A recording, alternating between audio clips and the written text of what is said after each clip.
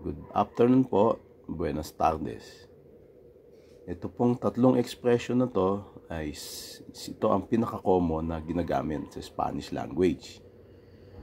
Sisimulan ko lang po dito sa tatlong words na to, sa tatlong expressions na to, para mas madali po tayong matuto.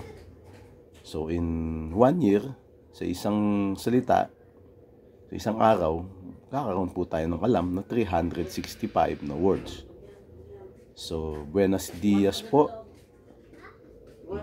Buenos dias po.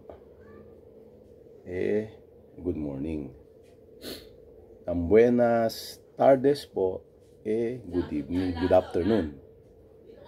So, ang buenas noches po ay good evening. So, tatlo po ito.